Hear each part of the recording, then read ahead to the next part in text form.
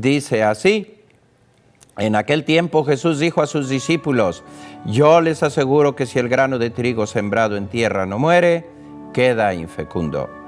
Pero si muere, producirá mucho fruto. El que se ama a sí mismo, se pierde.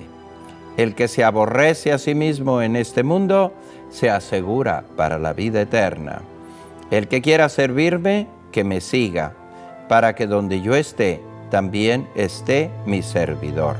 El que me sirve será honrado por mi Padre. Esta es palabra del Señor. En 2 versículos el Señor nos pinta un panorama que, según lo veamos, de un lado o del otro, un panorama maravilloso, o un camino de verdadero sufrimiento. Todo depende de dónde pongamos el acento. Hoy te decía que la iglesia recuerda la figura de San Lorenzo y pone este evangelio: el grano de trigo que cae en tierra, si se resiste a morir, queda infecundo. Pero si muere, llevará mucho fruto.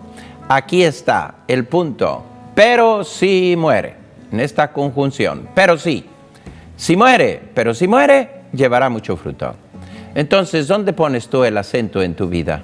Con mucha frecuencia, al explicar esta parte del Evangelio, estas palabras de Jesús, nosotros los predicadores cargamos las tintas sobre el morir. Y yo creo que Jesús quiso decir lo contrario. Jesús quiso decir: yo quiero que tú en tu vida lleves mucho fruto, llevar fruto.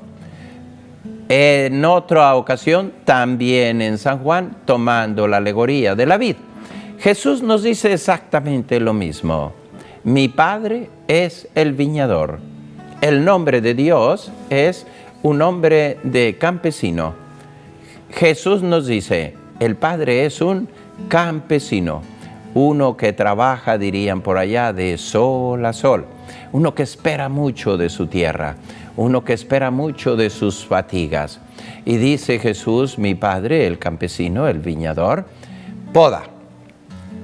Él es el que poda, porque Él sabe todo lo que te sobra en la vida, lo que no necesitas. Oiga, pero ¿cómo me va a sobrar la salud?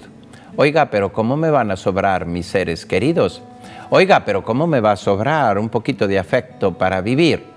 Bien, ya te lo he dicho muchas veces, en varias ocasiones somos nosotros mismos los que nos hacemos unas podas equivocadas. ¿Por qué? Porque nos metemos por vericuetos que Dios no quiere y, claro, tenemos que pagar la factura. Hacemos elecciones de vida equivocadas y basta ver tanta rabia que acumulamos en nuestro interior, tanto coraje que acumulamos en nuestro interior, tanto malestar, tanto resentimiento, y todo eso nos lleva a enfermedades. Hoy ya está más que comprobado que el estrés, el coraje, la rabia produce cáncer. Por eso mucha gente está muriendo de cáncer. ¿Por qué?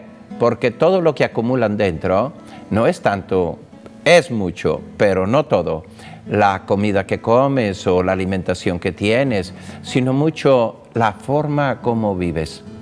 Esta enfermedad antes no se conocía. Allá en tu tierra, tus abuelos felices, contentos, vivían a ritmo de naturaleza. No había en su casa ni celulares, ni televisores, ni refrigeradores, ni microondas, ni nada de eso. Había un contacto con la naturaleza. Respiraban aire puro y comían sano, poquito pero sano, los frijolitos hechos en casa, el quesito también, y los huevitos sacados debajo de la gallina apenas puestos.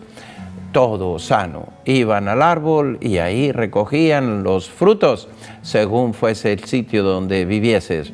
Las calabazas del campo, ¿verdad? El frijol directamente y los elotes de la milpa, dirían por allá. Todo sano. No existía el cáncer.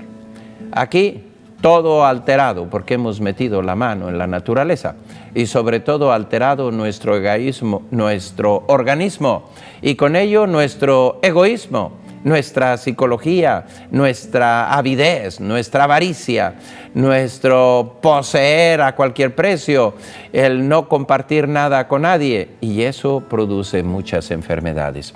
Muy bien, aquí Jesús fija su vista, fíjate bien, en un granito de trigo.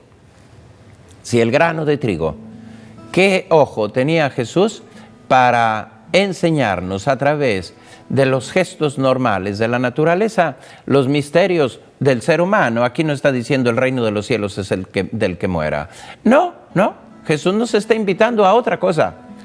Esto vale para todos, para cualquier hombre y mujer de buena voluntad que quiera abrir los ojos. Escucha esta parábola y dice, ¿qué verdad es?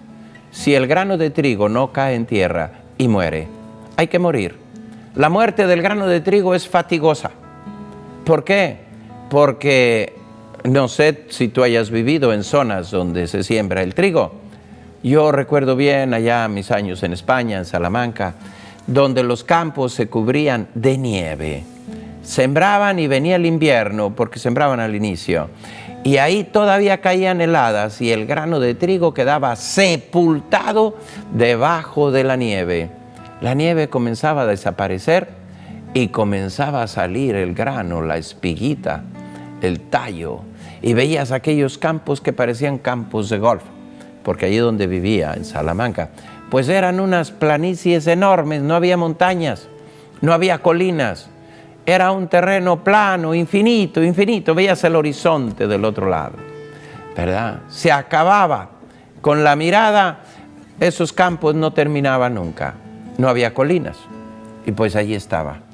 Y ahí veías todo aquello verde, porque el trigo estaba surgiendo, ya había muerto, ya se había podrido, y ahí tenía una vida, una potencia. De ahí iban a ser algo abundante y fuerte. Pues Jesús recoge este ejemplo y nos lo pone enfrente para que nosotros reflexionemos y hagamos un balance de nuestra vida. En todo aquello que hayamos decidido morir, fíjate bien, hay que decidirse, porque cuando Jesús nos lo cuenta, sí, usa el ejemplo del grano de trigo, pero Jesús está diciendo a renglón seguido, yo te aseguro que el que se ama a sí mismo se pierde. Entonces ya no estamos hablando solo del trigo, que ese no tiene la libertad de pudrirse o no. Jesús dice, aplícalo a tu vida. Tú tienes la libertad de morir o de no morir, de renunciar a tu vida o de no renunciar. En el siguiente segmento vamos a profundizar bastante este aspecto.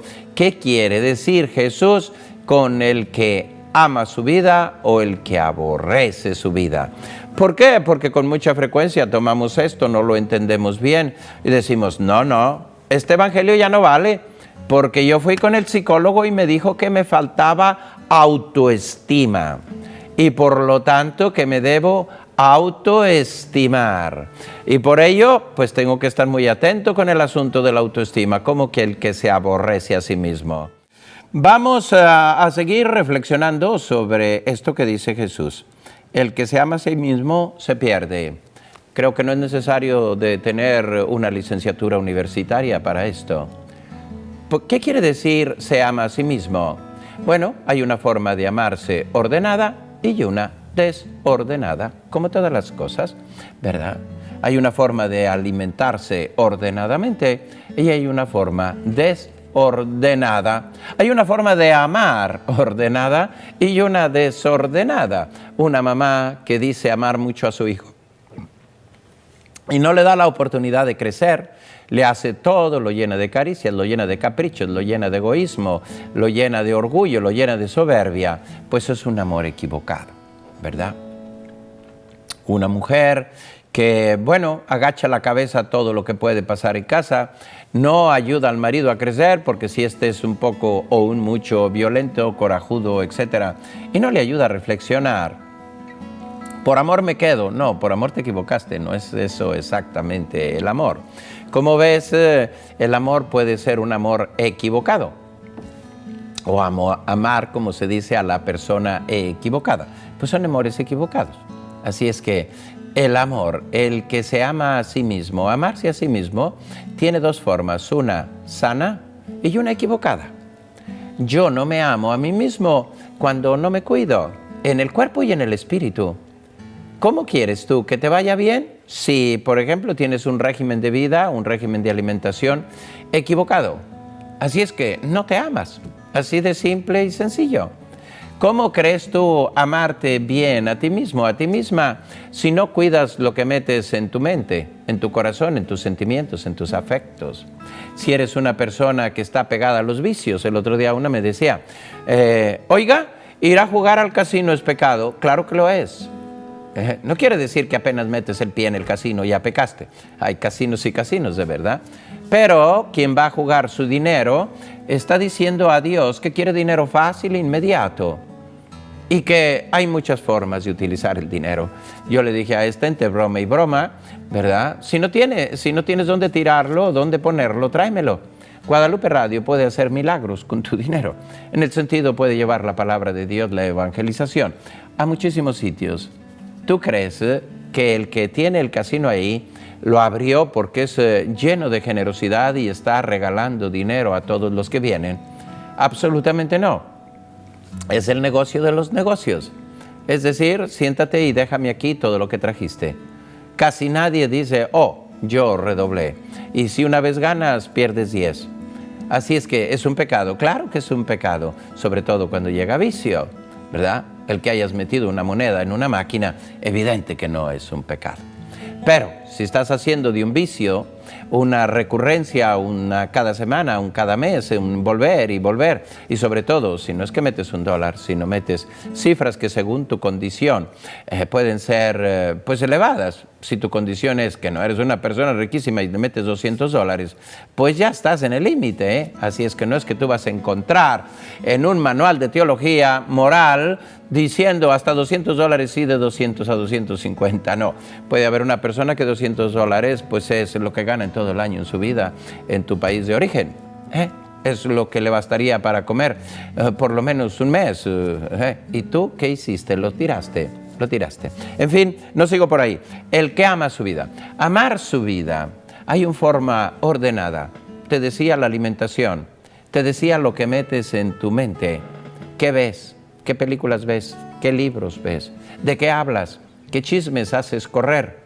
Es una forma ordenada o desordenada de amarse a sí mismo. Una persona que está metiendo, pon tú, a los niños, les ponen juegos violentos. Le estás metiendo violencia a ese niño. Y así como ves que se pelean en las caricaturas, pues él también se pelea. Y si el niño ve que luego agarra la pistola que tiene ahí, le dispara, pues él tiene la pistola de plástico y con esa le pega porque esa dispara y no hace nada. Y él ha visto que esa violencia, pues hay que descargarla hiriendo a la otra persona. Le estás metiendo dentro, ¿verdad?, violencia. Así que no pretendas que tu niño después sea, pues, San Francisco de Asís en humildad. Evidente que no lo va a hacer. Hay amarse a sí mismo. Nosotros a veces nos amamos equivocadamente cuando pensamos que nuestro orgullo, que nuestro machismo, que nuestra rabia, que nuestro coraje, que nuestro resentimiento es parte de nosotros mismos. Y así llegamos a la frasecita que ya la he comentado muchas veces, es que yo soy así. No eres así. Dios te hizo una persona buena, un corazón generoso. Te has hecho así. Es verdad que en ese te has hecho ha colaborado mucho la experiencia que has acumulado. Si tuviste unos padres violentos o no te quisieron bien, pues evidente que has acumulado eso. Pero fíjate bien que detrás de todo, aunque hayas tenido experiencias muy negativas, siempre existe la libertad. Y siempre existe la posibilidad de decir, aunque yo haya crecido así, yo tengo la libertad de ser distinto. No pocas veces me he encontrado, y muchas felicidades a todos aquellos que lo han hecho, varones que dicen, mi papá me maltrató mucho, yo nunca voy a tocar a mis hijos. Yo nunca los voy a golpear, no quiero ser como mi padre. Mi padre dio mucho mal ejemplo en mi casa y golpeó mucho a mi madre. Yo a mi esposa la voy a tratar como una reina. ¿Por qué? Porque tengo la libertad de hacerlo.